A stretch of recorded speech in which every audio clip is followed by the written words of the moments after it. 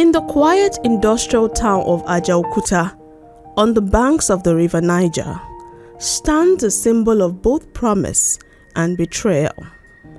The Ajaokuta Steel Complex, once envisioned as the bedrock of Nigeria's industrial revolution, remains one of Africa's most ambitious yet unrealized projects.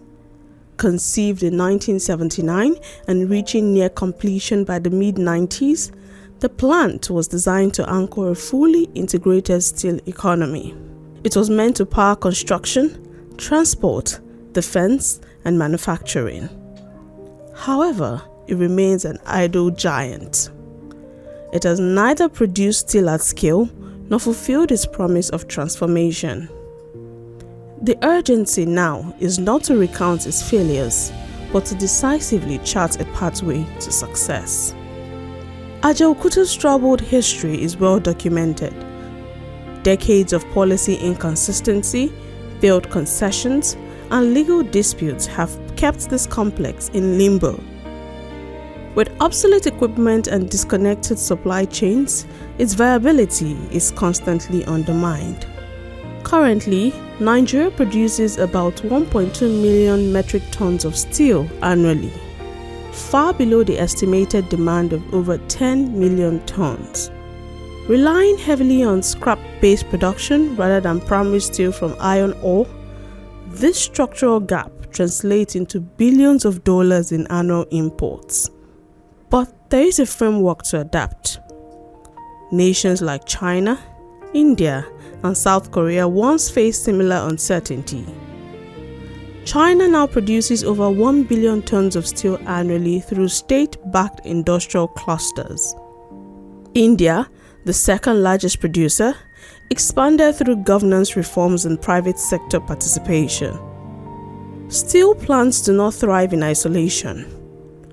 Ajaokuta's original design already recognized this, linking iron ore from Itakpe, rail transport to Warri, and downstream industries across the country. To succeed, this vision must be restored. The Itakpe-Ajaokuta-Warri rail corridor must be secured, and the Ajaokuta-Kaduna-Kano gas pipeline must provide the cost-effective energy central to steel competitiveness. The federal government should deliberately cultivate industrial clusters, including automotive assembly, fabrication, and defense manufacturing, to transform Ajaokuta into the nucleus of a broader industrial corridor. The path forward demands a technocratic, autonomous management structure, one insulated from short-term political cycles and replacing entrenched patronage with merit-based leadership. Rather than outright privatization, the federal government should pursue a hybrid public-private partnership (PPP) to balance efficiency with national interest. Encouragingly, recent developments suggest a shift.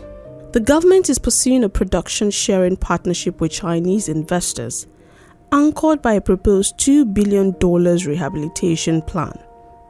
Simultaneously, a landmark 2025 agreement between the Ministry of Steel Development and Defense seeks to transform part of Ajaokuta into a military-industrial complex.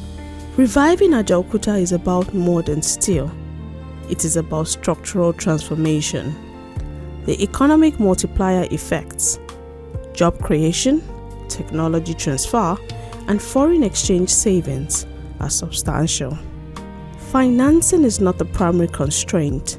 Credibility, policy consistency, and execution capacity are more decisive. If these elements are harnessed, Ajaokuta can become the catalytic core of Nigeria's industrial future. If not, it risks remaining a momentum to inconsistency and unrealized national potential.